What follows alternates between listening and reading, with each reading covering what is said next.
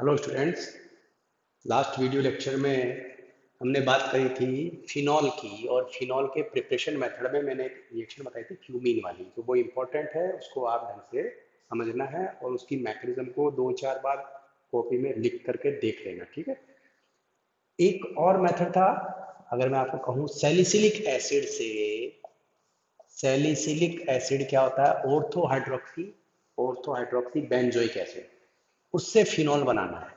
अब ये simple method है जिसके ऊपर आप दिमाग लगा सकते हैं। आपको दिख रहा है साहब, देखो मैंने आपको पहले भी कहा था कि आप क्या करेंगे, क्वेश्चन को रिएक्शन फॉर्म, मैंने क्वेश्चन पूछा सैलिसिलिक एसिड से फिनॉल बनाओ, तो आपको क्या करना है, आपको सिर्फ ये देखना है कि यहाँ से इसको रिमूव करेंगे, है ना। तो एसिड ग्रुप को रिमूव करने का सबसे बेस्ट तरीका क्या है, बताओ क्या है, क्या है? D carboxylation. क्या नाम आया? D carboxylation. हिंदी में क्या बोलते हैं? वी कार्बोक्सिलीकरण। याद आया कुछ? कैसे करते हैं? हाँ, डंडा मारो गैस निकल जाएगी। याद आया कुछ? तो आपको सोडा लाइम के साथ हीट करना है। तो सोडा लाइम के साथ जब हीट करोगे तो यहाँ से CO2 निकल जाएगी, और CO2 के निकलने से आपके पास फिनॉल आ जाएगा। तो सैलिसिलिक एसिड से फिनॉल बनाना है। तो बेसिक चीज को अगर आप क्लियर करेंगे तो आप समझ पाएंगे, ठीक है। एक और क्या बचा था मेथड, रशिको डाउ। तो रशिको डाउ में है कुछ नहीं, रशिक प्रोसेस जो है उसमें एक्चुअल में HCl और ऑक्सीजन लेके यहाँ पे कैटेलिस्ट डाल करके रशिक ने जो प्रोसेस किया था, तो उसमें बेंजीन से उसने क्लोरोबेंजीन बना दी। बस इतना सा चेंज आया, देखो आप, कि बेंजीन से क्लोरोबेंजीन बनाई ऑक्सीडेशन करके कैटलिस्ट के प्रेजेंस में HCl से रिएक्शन करा के, और क्लोरोबेंजीन की रिएक्शन अगर मैं एक्वस NaOH से करा दूँ, ये तो आप जानते ही हो, NaCl निकल जाएगा और यहाँ से फिनॉल आ जाएगा। ऐसे डाउ का प्रोसेस भी बिल्कुल इससे मिलता जुलता ही है, उसमें कुछ भी नहीं है, उसने डायरेक्ट क्लोरोबेंजीन की NaOH की जगह एक्वस सोडियम कार्बोनेट का सोल्यूशन ले लिया। तो मेथड सेम है, लेकिन these are not so much important. आपको बेसिक चीज जो मैंने बताई कि फिनॉल बनाने का जो बेस्ट मेथड है वो आपका क्यूमीन वाला मेथड है जो इम्पोर्टेंट है। अब अपन बात करते हैं प्रॉपर्टी की। फिनॉल की प्रॉपर्टीज के अगर आप चेक करें तो उसमें एक बहुत इंपॉर्टेंट क्वेश्चन भी है, और प्रॉपर्टी में अगर आप देखें रिएक्शंस, केमिकल रिएक्शंस में, तो क्योंकि आपको मैंने कहा था एल्कोहल अच्छे से पढ़ लिया आपने, या पढ़ा नहीं पढ़ा ना? हाँ, पढ़ना भी थोड़ा ही अपने को। तो एल्कोहल, इसके अंदर OH ग्रुप है, तो देखो वो सारी रिएक्शनें आएगी जो आपने एल्कोहल में पढ़ी, कौन सी? OH विदलन, ठीक है। सेकंड नंबर रिएक्शन आप समझ गए, तो फिर इस वाले बॉन्ड को भी ब्रेक करेंगे तो क्या कहलाएगी? CO विदलन। ओके। इसके अलावा मैंने आपको लास्ट टाइम बोला था कि जब बेंजीन जहां जहां आती है, तो बेंजीन की वो चार रिएक्शनें आती है आपको, बिल्कुल वो की वही, क्या बोलते हैं उसको? नेशनल हाईवे पे फुल स्पीड, इसको अपन बोलते हैं इलेक्ट्रोफिलिक सब्स्टिट्यूशन रिएक्शन। इलेक्ट्रॉन्स ने ही प्रतिस्थापन अभिक्रिया, चार जो रिएक्शन आपने पढ़ी थी ना, नाइट्रीकरण, हेलोजिनीकरण, फिडेलक्राफ्ट और सल्फोनीकरण, नाइट्रेशन, हेलोजिनेशन, फिडेलक्राफ्ट एंड सल्फोनेशन। तो वो चार रिएक्शन वो की वो रिपीट होगी फिनॉल में भी, लेकिन बस अपने को केवल इतना सा दिमाग में रखना है कि आने वाला ग्रुप कहाँ अटैच करेंगे, अपन बाद में इसको डिस्कस करेंगे। इसके अलावा कुछ स्पेसिफिक रिएक्शन है जिसको हम बोलते हैं कंडेंसेशन रिएक्शन। ये बहुत इंपॉर्टेंट है फिनॉल की, सबसे ज्यादा इंपॉर्टेंट रिएक्शन इसी में आएगी, जो आपको ध्यान रखनी है। जो चार रिएक्शन एक साथ आएगी, एटलीस्ट यू मान के चलो 6-7 नंबर का क्वेश्चन इस रिएक्शन के ऊपर आएगा। कुछ रिएक्शन आपने पढ़ भी रखी है, और इसके बाद कुछ रिएक्शन आएगी, उसमें आएगा एक ऑक्सीडेशन, और एक जो रिएक्शन आएगी लास्ट रिएक्शन, वो आपका रिडक्शन। तो इस तरह से अगर मैं बात करूं फिनॉल की टाइप ऑफ रिएक्शंस में, तो कुछ रिएक्शन जो अल्कोहल ग्रुप की है वो आ गई, और कुछ इसकी बेंजीन की जो रिएक्शन आपने पढ़ रखी है वो आ जाएगी। तो एक केवल आपको ये कंडेंसेशन रिएक्शन जो पर्टिकुलर रिएक्शन है बहुत इंपॉर्टेंट है, उसको ही पढ़ना है। बाकी रिएक्शन आपकी लगभग पढ़ी हुई आएगी। अब मैंने बोल तो दिया लगभग पढ़ी हुई आएगी, लेकिन आप पढ़ते नहीं हैं, बस समस्या एक ही है। चलो यहाँ पे बात करें अपन अगर मैं आपको वापस क्वेश्चन पुटअप करूं, फिनॉल अम्ल होता है, बहुत अच्छा क्वेश्चन है, यानी acidic character of phenol, acidic nature है। फिनॉल एसिड होते हैं, अल्कोहल एसिड नहीं होते हैं। ये क्वेश्चन आपने बहुत बार पढ़ रखा है, 12th क्लास में भी पढ़ा था, फर्स्ट ईयर में भी था। अल्कोहल एसिड नहीं होता है, उसका रीजन अपन ने बात करी थी। क्या रीजन था? क्योंकि अल्कोहल में एल्किल समूह का प्लस आई इफेक्ट होता है, इसलिए प्रोटॉन का रिमूवल नहीं होता है। ये बहुत मुश्किल होता है, ठीक है, क्योंकि जो एच देते हैं वो एसिड कहलाते हैं। तो यहाँ पे इसका प्लस आई इफेक्ट है, तो प्लस आई इफेक्ट की वजह से प्रोटॉन का रिमूवल नहीं होता है। और साथ में हमने ये भी पढ़ा था कि ये जो बन रहा है, बताओ उसका क्या नाम है? आर ओ माइनस को क्या बोलते हैं? Alkoxide ion. एल्कोक्साइड आयन जो होता है वो क्या होता है? अनस्टेबल होता है, अस्थायी होता है। सो एल्कोहल आर नॉट एसिड। लेकिन ये कंडीशन अगर अपन फिनॉल के ऊपर अप्लाई करें तो फिनॉल एसिड हो जाते हैं, क्योंकि फिनॉल में आप ध्यान से देखो, यहाँ पे ये sp2 हाइब्रिड कार्बन है, यानी कि ये इसका फेनिल का कौन सा इफेक्ट लग रहा है? माइनस आई। अगर मैं आपसे पूछूं फेनिल ग्रुप का कौन सा इफेक्ट है, तो इसका माइनस आई इफेक्ट होता है। समझ गए ना? वहां प्लस आई था, यहाँ माइनस आई है। तो इसकी वजह से यहाँ से प्रोटॉन क्या हो जाता है? रिमूव हो जाता है। और प्रोटॉन के रिमूव होने से जो फिनॉक्साइड आयन बनता है, फिनॉक्साइड आयन बनता है, वो स्टेबल होता है। ये एक इंपॉर्टेंट पार्ट है इसका। यानी दो रीजन आ गए। तो पहला रीजन क्या है कि फेनिल ग्रुप के माइनस आई इफेक्ट से ये प्रोटॉन का रिमूवल इजीली होता है, और सेकंड जो फिनॉक्साइड आयन बनता है वो स्टेबल होता है। पर अब मैं आपसे क्वेश्चन पुटअप कर रहा हूँ कि phenoxide ion is stable why. ये क्वेश्चन बहुत बार आया हुआ है, आपने 12th क्लास में पढ़ा था। तो यहाँ पे आपको देखना पड़ेगा, क्योंकि फिनॉक्साइड आयन की रेजोनेटिंग स्ट्रक्चर्स बनानी है। खूब घोटा मारे थे 12th क्लास में। चलो कॉपी पेन उठाओ और बना के दिखाओ जल्दी से। क्वेश्चन है फिनॉक्साइड आयन की अनुनादी संरचनाएं बनाओ। बनाओ चलो जल्दी शुरू करो, देखिए कौन फर्स्ट आता है। आपको आती भी नहीं है ना, चक्कर यही तो है। फिनॉक्साइड आयन की अनुनादी संरचनाएं बनाओ। बनाओ, मैं नहीं बनाऊंगा, बनाओ थोड़ी देर के लिए। चलो ब्रेक करो, वीडियो ऑफ करो और बनाओ। फिनॉक्साइड आयन में देखो ये क्या आ रहा है? लॉन पेयर है, तो atom to bond, bond to atom. आप जब मूवमेंट करोगे तो आपके पास आंसर ये आएगा, ठीक है। और ये यहाँ पे माइनस आ जाएगा, ठीक है। आपने यहाँ प्लस लगा रखा है, कई बच्चों ने मैंने देख लिया, देखो मेरे को वहां से दिख रहा है आपने यहाँ प्लस नहीं आएगा। प्लस नहीं आएगा क्यों? कि आप जब मूवमेंट कर रहे हो तो यहाँ पे प्लस है, लेकिन ऑलरेडी माइनस है, तो प्लस और माइनस मिलके न्यूट्रल हो जाएगा। समझ गए ना? इसलिए प्लस नहीं लगाना, बच्चे ज्यादातर प्लस लगा देते हैं। अब ये रेजोनेंस में आगे से आगे आपको और मूव करना है, तो वापिस देखो एटम टू बॉन्ड और बॉन्ड टू एटम, तो एक और नेक्स्ट रेजोनेटिंग स्ट्रक्चर्स बनेगा। वापिस ये बॉन्ड यहाँ जाएगा तो यहाँ पे क्या आएगा? डबल बॉन्ड, तो ये डबल बॉन्ड आ गया।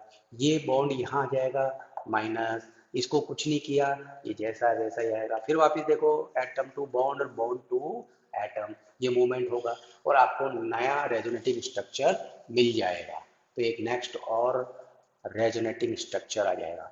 तो ओवरऑल कंसेप्ट क्या आया? Now what is the concept? कि फिनॉक्साइड आयन में रेजोनेंस होता है, रेजोनेंस से वो स्टेबलाइज हो जाता है। तो फिनॉल एसिड होता है, ये अपन ने प्रूव कर दिया दो रीजन से। पहला माइनस आई इफेक्ट लगा के, और दूसरा फिनॉक्साइड आयन रेजोनेंस से स्टेबलाइज हो जाता है। एक छोटा सा क्वेश्चन अगर आपके एग्जाम में आए तो आप इसको इसी तरह से लिखना है। लेकिन अब क्वेश्चन चेंज हो रहा है। अब क्वेश्चन क्या है उसको आपको सुनना है, समझना है। यह इफेक्ट ऑफ सब्स्टिट्यूएंट, सब्स्टिट्यूएंट्स, ध्यान रखो। इसका मतलब क्या हुआ? ये जैसे मैं अगर आपको कहूँ फिनॉल है, और अब आपको कंपैरिजन करना है फिनॉल का इसके साथ,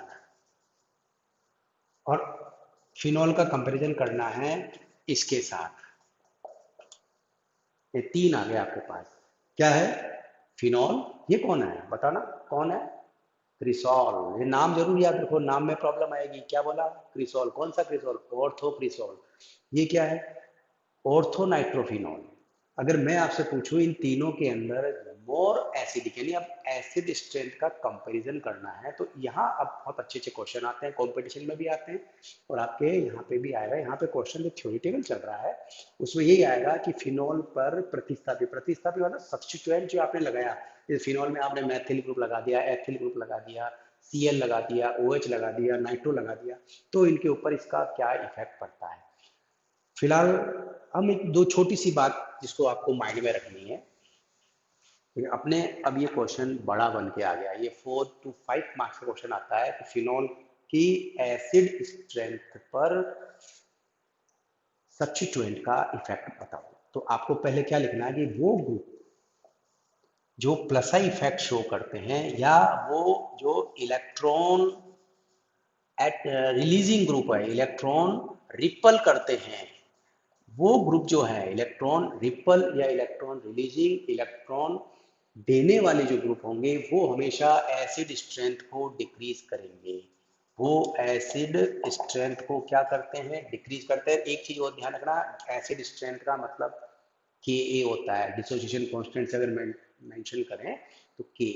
तो प्लस आई इफेक्ट वाले जो भी ग्रुप होंगे या जो इलेक्ट्रॉन रिलीजिंग ग्रुप है, इलेक्ट्रॉन देने वाले हैं, वो सब क्या करते हैं? इसकी एसिड स्ट्रेंथ को डाउन कर देंगे। ठीक है, नंबर 2 पॉइंट पे इसका रिवर्स कर देंगे, माइनस आई इफेक्ट वाले ग्रुप, या अपन इसको बात करें इलेक्ट्रॉन अट्रैक्टिंग ग्रुप जो आएंगे, देखो ये रिपल है और ये अट्रैक्टिंग ग्रुप है, तो वो इसकी एसिड स्ट्रेंथ को क्या करेंगे? इंक्रीज कर देंगे। तो ये दो बेसिक चीजें हैं जो एग्जाम में मुझे लिखने का तरीका भी तो आना चाहिए कि मैं लिखूं क्या। तो पहले आपको क्या करना है, फिनॉल अम्ल होता है क्यों, उसको एक्सप्लेन करना है, पहला पॉइंट। सेकंड पॉइंट में जब इफेक्ट ऑफ सब्स्टिट्यूएंट यहाँ पर हेडिंग लगाओगे तो आपको ये 2 पॉइंट बनाने हैं कि प्लस आई इफेक्ट के कारण एसिड स्ट्रेंथ कम हो जाती है और माइनस आई इफेक्ट के कारण एसिड स्ट्रेंथ इंक्रीज हो जाती है। अब यहाँ पे आपको क्या करना है, कुछ एग्जाम्पल्स बना बना के दिखाने हैं और उसको एक्सप्लेन करना है। तो यहाँ मैं आपको कुछ क्वेश्चंस एक्सप्लेन करके बताऊंगा जिसको आपको अच्छे से देखना है। तो ये पहला क्वेश्चन है मेरा, फिनॉल, ऑर्थोक्रिसॉल, मेटाक्रिसॉल और पैराक्रिसॉल। अब देखो क्वेश्चन बहुत इंटरेस्टिंग है और अच्छे अच्छे क्वेश्चन है। ये 1 मार्क्स का क्वेश्चन भी बन सकता है और अपने बड़े क्वेश्चन में इसको एग्जाम्पल के रूप में भी आपको लेकर के समझाना है, तो आपका बड़ा क्वेश्चन भी तैयार हो जाएगा। तो फिनॉल में, ठीक है, ये तो आपका कौन हो गया? फिनॉल। ये कौन हो गया? ऑर्थो क्रिसॉल। ये क्या हो गया? मेटाक्रिसॉल। और ये पैराक्रिसॉल। 4 तरह के फिनॉल दे दिए। अब आपको बताना है कि इन चारों में सबसे स्ट्रॉन्ग एसिड कौन है और सबसे वीक एसिड कौन है, या इसको एसिड स्ट्रेंथ के इंक्रीजिंग ऑर्डर में या डिक्रीजिंग ऑर्डर में अरेंज करना है।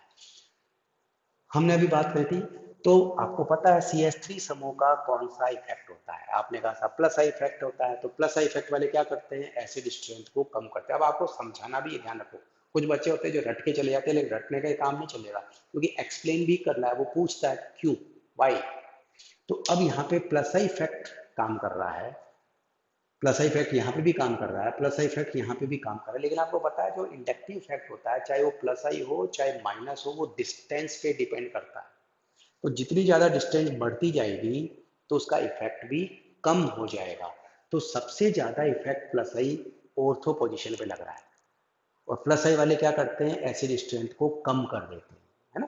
तो इसलिए अगर इन तीनों का, पहले तो हम सब इनकी बात कर लें, तो क्योंकि सब में प्लस आई इफेक्ट है, तो प्लस आई इफेक्ट वाले क्या करते हैं? एसिड स्ट्रेंथ को कम कर देते हैं। तो इन चारों की अगर बात करें तो सबसे स्ट्रॉन्ग कौन निकला? फिनॉल। तो फिनॉल क्या आ गया साहब? सबसे स्ट्रॉन्ग निकल गया। अब इन तीनों की अगर मैं बात करूं आपसे, तो आपको तो क्या लगेगा कि साहब ऑर्थो वाला सबसे लास्ट में आएगा, क्योंकि यहाँ प्लस आई इफेक्ट ज्यादा लग रहा है। ऑर्थो पे प्लस आई इफेक्ट ज्यादा लग रहा है, उससे डिस्टेंस बढ़ गई तो थोड़ा कम हो गया, ये सबसे ज्यादा डिस्टेंस है लोअर। तो इसलिए ऑर्डर क्या आ रहा है कि फिनॉल, फिनॉल के बाद पैरा, पैरा के बाद मेटा, मेटा के बाद ऑर्थो, ईस्ट है। लेकिन लेकिन ध्यान रखना, ऑर्डर में यहाँ थोड़ा सा चेंज हो जाएगा। क्या चेंज आएगा, मेटा आ जाएगा। राइट ऑर्डर, यानी ये ऑर्डर नहीं है, ऑर्डर ये है phenol Meta para ortho, this is the right order. ठीक है, कंपटीशन में भी बहुत आता है, तो ध्यान रखना है इसको। अब ये चेंज क्यों हुआ ऐसा, ऑर्थो सबसे लास्ट में है, समझ में आया, फिनोल सबसे ज्यादा है, तो मेटा और पैरा में ऐसा क्या हुआ कि आना चाहिए पैरा को डिस्टेंस के हिसाब से, तो यहाँ पैरा पोजीशन के ऊपर हाइपर कॉन्जुगेशन इफेक्ट लग रहा है। कौन सा इफेक्ट लग रहा है, नाम ही पहली बार सुन रहे हैं सर हम तो, हैं भूल गए, अति संयुग्मन प्रभाव, हाइपर कॉन्जुगेशन। तो वो कैसे लग रहा है उसको भी आपको नोट करना है कि यहाँ पे ये हाइपर कॉन्जुगेशन इफेक्ट की वजह से इलेक्ट्रॉन दे रहा है। तो पैरा पोजीशन के ऊपर थोड़ा सा क्या कर रहा है वो, आप जो कह रहे थे ना इलेक्ट्रॉन, तो ये हाइपर कॉन्जुगेशन से इलेक्ट्रॉन और ज्यादा देने लगे, तो मेटा फर्स्ट आ गया और पैरा पीछे चला गया। तो मेटा और पैरा का कंपैरिजन करते हुए आपको बताना है कि होना चाहिए पैरा को ज्यादा, लेकिन होता है मेटा, क्योंकि पैरा पोजीशन के ऊपर हाइपर कॉन्जुगेशन इफेक्ट लगता है, याद रहेगा।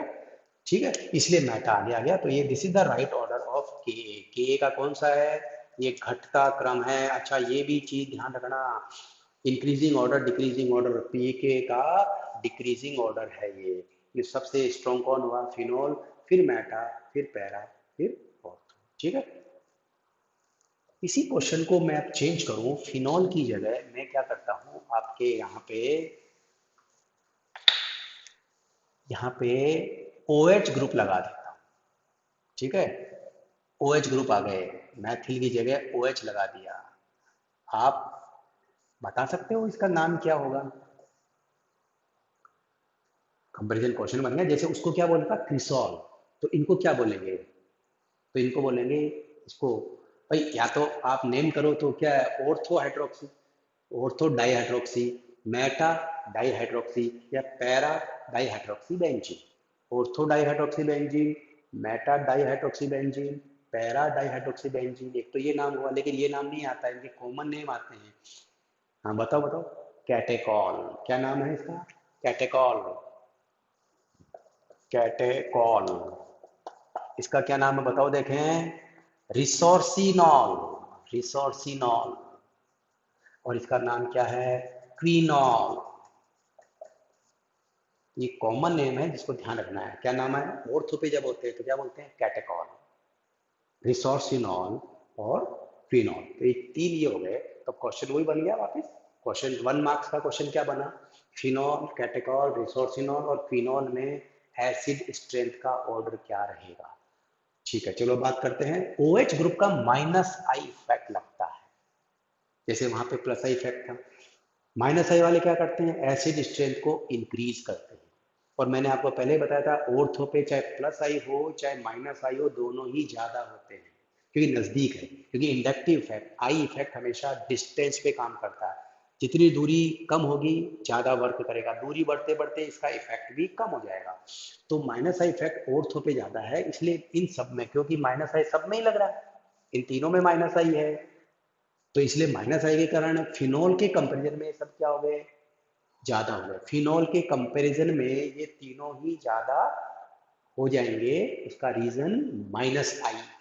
तो इसलिए इन तीनों की अगर कंपैरिजन करेगा तो इन तीनों में फर्स्ट कौन आया, ऑर्थो, फिर कौन आया, मेटा, फिर कौन आया, पैरा, और लास्ट में कौन आया, फिनोल। ये हमारा जनरल बेसिक कंसेप्ट हुआ, लेकिन मैंने क्या कहा, पहले आप लिख लिया करो, सोच लिया करो, फिर वहां थोड़ा सा एक्सेप्शन शुरू हो जाते हैं, लफड़े शुरू हो जाते हैं, उसको ध्यान रखिए। पहले भी लफड़ा हुआ था ना मेटा और पैरा में, अब यहाँ पे भी देखिए लफड़ा है। तो यहाँ पे और तो बिल्कुल सही है, आपका आंसर सही है। तो यहाँ लेकर राइट ऑर्डर क्या है, ये ऑर्डर नहीं है, राइट क्या है, ये राइट ऑर्डर है। व्हाट इज दिस, ये ऑर्डर कैसे हो गया, यानी फिर वापस पैरा और फिनोल के बीच में लफड़ा हो गया, लड़ाई हो गई, फिनोल आगे आ गया, तो आपको पता है पैरा के ऊपर रेजोनेंस इफेक्ट ज्यादा काम करता है। तो अगर आप इस पैरा पोजीशन को देखोगे, ये देखो, ये वापस देखो, चेक करें इसको, पैरा पोजीशन यानी क्विनोल में क्या हो रहा है, क्विनोल के अंदर जैसे वहां हाइपर कॉन्जुगेशन हो रहा था, वहां रेजोनेंस इफेक्ट हो रहा है, +M इफेक्ट लग रहा है। इलेक्ट्रॉन दे रहा है ना, और इलेक्ट्रॉन देने वाले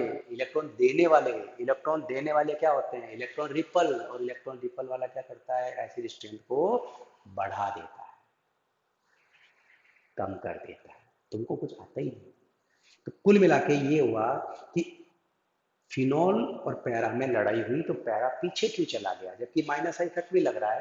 तो यहाँ पे दोनों इफेक्ट काम कर रहे हैं, तो प्लस एम इफेक्ट भी है, आपने कहा सर माइनस आई भी है, लेकिन plus M is greater than minus I, ये इसका बेसिक आंसर है। अगर मैं आपसे पूछूं, भाई आपके माइंड में क्वेश्चन आना चाहिए ना, सर ओ OH तो माइनस आई बताया आपने, तो फिर फिनॉल से ज्यादा होना चाहिए, लेकिन यहाँ पे रेजोनेंस इफेक्ट हो रहा है ज्यादा। वो तो यहाँ पे भी हो रहा है, रेजोनेंस होगा, लेकिन पैरा पोजीशन के ऊपर रेजोनेंस इफेक्ट ज्यादा इफेक्टिव हो रहा है। तो यहाँ पे रेजोनेंस यानी एम प्रभाव लग रहा है, साथ में आई प्रभाव भी लग रहा है, तो दो इफेक्ट अपोजिट डायरेक्शन में काम कर रहे हैं, लेकिन कौन सा ज्यादा इफेक्टिव है, तो प्लस एम यानी रेजोनेंस इफेक्ट ज्यादा है प्रभावी, इसलिए यहाँ कुल मिला के पैरा थोड़ा सा डाउन हो जाएगा। ठीक है, तो इसलिए इस ऑर्डर को ध्यान रखना है आपको जब आप यहाँ पे OH लगा दें। बिल्कुल ये क्वेश्चन रिपीट कर दूं, अगर मैं OH की जगह Cl ले लेता हूँ, अब ध्यान से सुना, बहुत अच्छा क्वेश्चन आ गया। OH की जगह क्या लगा देंगे, Cl लगा देंगे, क्या नाम हो जाएगा, ऑर्थो क्लोरोफिनॉल, ऑर्थो क्लोरोफिनॉल आ गया। क्लियर सब में, ये मेटा क्लोरोफिनॉल, ये पैरा। अब देखो Cl का इफेक्ट भी माइनस आई है, तो ऑर्डर क्या होगा फिर, यानी ये का ये ऑर्डर लिखेंगे क्या, नहीं, अब लफड़ा कुछ और हो गया। क्यों कि यहाँ पे देखो वो सेम सिचुएशन आएगी, यहाँ पे भी वो का वही आ रहा है, लेकिन आपने पढ़ा होगा कि यहाँ पे माइनस आई जो है वो ग्रेटर देन होता है प्लस एम से, माइनस आई, ये ध्यान रखना, Cl के अंदर हेलोजन के केस में माइनस आई ग्रेटर देन है प्लस एम से, तो इसलिए वो कुल मिला के इलेक्ट्रॉन क्या कर रहा है, विड्रॉ कर रहा है, इसलिए क्या नाम ऑर्डर ये वाला आ जाएगा, ओम प्रकाश पी फिनॉल। ये क्या बोला, यानी जो आपने सोचा वही सही हुआ। तो Cl के केस के अंदर ये ध्यान रखना, ये ऑर्डर रहा, तो ये पैरा का कंपैरिजन चलेगा मेटा के साथ या फिनॉल के साथ, कौन ज्यादा है कौन कम है, तो ये थोड़ा लॉजिकली अपने माइंड में दिमाग में रखना, क्योंकि अब आपको वहाँ एग्जाम में एक्सप्लेन करके आना है। अब तक तो आप रट्टे मारते थे, रटना नहीं है, एक्सप्लेन करना है। तो मैथिल के केस में हाइपर कॉन्जुगेशन को दिमाग में रखना है, पैरा पीछे चला जाएगा। OH के केस में आप प्लस आई और माइनस आई का कंपैरिजन करेंगे, Cl के केस में प्लस आई माइनस का कंपैरिजन करेंगे और आंसर लिख करके आएंगे। ठीक है, फिर लास्ट में अपने पास क्वेश्चन आया जब मैं इन सब में नाइट्रो ग्रुप लगा देता हूँ यहाँ पे, वो तो आपको बहुत अच्छे से समझ में आ जाएगा, उसमें कोई प्रॉब्लम ही नहीं है।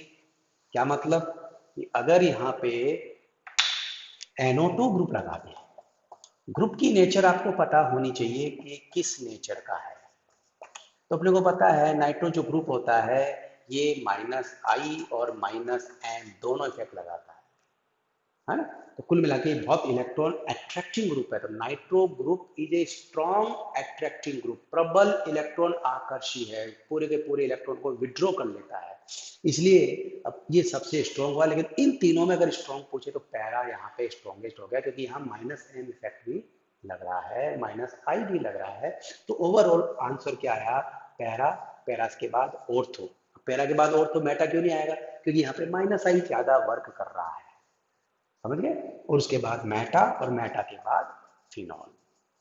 तो इस तरह से आपके पास ये 4 क्वेश्चंस तैयार हो गए, साथ में आपके पास ये भी तैयार हो गया कि हमको वहाँ एग्जाम में बड़ा क्वेश्चन आया इफेक्ट ऑफ सब्स्टिट्यूएंट लिखना, तो चारों के एग्जाम्पल दे देना, उनको एक्सप्लेन करके आ जाना, तो आपका बहुत अच्छा एक क्वेश्चन सेट हो जाएगा, तैयार हो जाएगा। बस इनके ऑर्डर आपके दिमाग में होने चाहिए। ओके, एक और क्वेश्चन मैं यहाँ पे जाते जाते आपको बताना चाह रहा था, ये इस तरह का बड़ा क्वेश्चन ना आकर के छोटा सा क्वेश्चन अगर ये आ जाए, जैसे अभी मैं आपको बोलूँ तो एक पीकेए का ऑर्डर भी आता है, पीकेए का इंक्रीजिंग या डिक्रीजिंग ऑर्डर, ये बहुत बच्चों को कंफ्यूज करता है। इसको समझने के लिए आप सबसे बड़ी बात को क्या समझना है, पीके होता क्या है, माइनस लॉग के ए, तो जो स्ट्रॉन्ग एसिड हैं उनका के ए क्या होता है, ज्यादा होता है, बस ये ध्यान रखना। स्ट्रॉन्ग एसिड जो है उनका के ए ज्यादा होता है, तो उसका उल्टा कर दो तो उनका पीके क्या होता है, कम होता है। इस पॉइंट को माइनस, क्योंकि आगे माइनस लग रहा है, ये देखो, तो जिसका के ए ज्यादा उसका पी के ए कम। और आपने पीएच के क्वेश्चन किए होंगे ना, तो पीएच इजिकल टू क्या होता है, माइनस लॉग एच। तो जिसमें एच आयन ज्यादा होते हैं तो उसकी पीएच क्या होती है, कम। जिनकी पीएच कम होती है वो एसिडिक होते नहीं होते। इस माइंड को ध्यान में रखेंगे। तो अब इसका उल्टा कर दें, तो जिसका पीकेए ज्यादा है वो वीक एसिड होंगे और उनका के क्या होगा, कम होगा। इस लाइन को आप माइंड में सेट कर लो, बिठा लो। तो अब जो भी क्वेश्चन पीके के अगर आ जाए तो उसमें आपको क्या करना है वो मैं बता देता हूं। जैसे आपके पास आंसर तो आ ही गए, अब मैं आपसे वापस वही क्वेश्चन पूछ रहा हूं। फिनॉल, ठीक है, कैटेकॉल, रिसोर्सिनॉल और क्विनॉल, ठीक है। मैंने आपसे क्वेश्चन पूछा एग्जाम में, इनको पीकेए के बढ़ते क्रम में लिखो। ऐसे क्वेश्चन भी हमारे यहाँ आते हैं।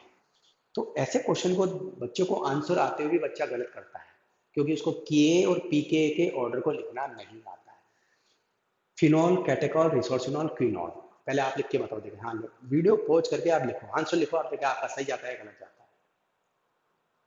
ठीक है, अब मैं बताऊं आंसर। कैटेकॉल आपको पता है इन के अंदर, यानी ये OH ग्रुप वाला ही तो है। तो OH ग्रुप वाले में अभी आंसर बताया था अपन ने। तो आंसर क्या था, सबसे पहले कौन आता है बताओ, ऑर्थो।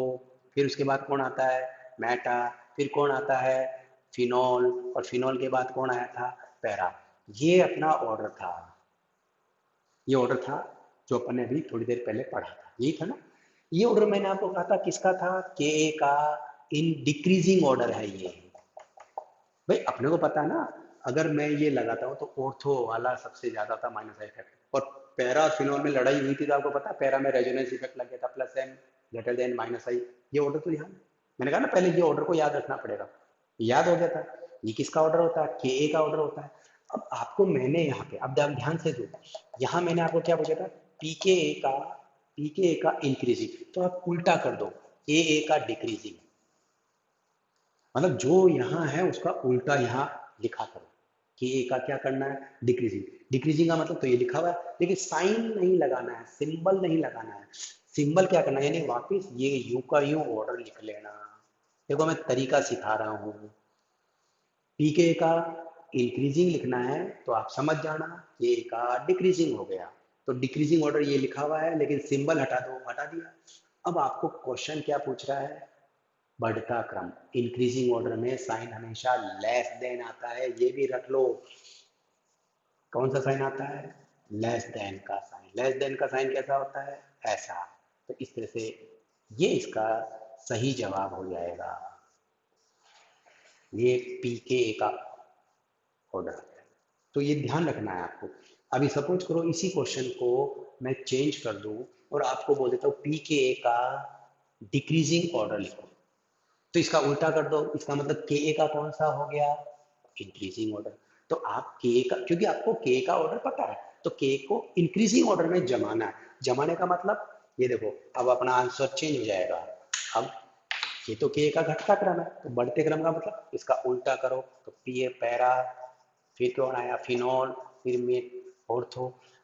सिंबल अभी अभी मैंने बताया, डिक्रीजिंग। डिक्रीजिंग में आता है ग्रेटर देन, डिक्रीजिंग में ग्रेटर देन का साइन आता है, ग्रेटर देन का साइन ऐसा होता है, ये ध्यान रखो हमेशा। तो इसलिए ये साइन इस तरह से लगेगा। तो ये किसका ऑर्डर हो गया, ये पीके का डिक्रीजिंग ऑर्डर हो गया। This is your right answer. तो इस तरह के क्वेश्चन की थोड़ी सी आपको प्रैक्टिस करनी है और कुछ भी नहीं करना है, क्योंकि बच्चा हमेशा इसमें गलतियां करता है। तो प्रैक्टिस से ही परफेक्शन आएगा। इसको आप ढंग से समझें और उसके बाद सारे क्वेश्चन के ऑर्डर को लिख करके चेक करें। Thank you.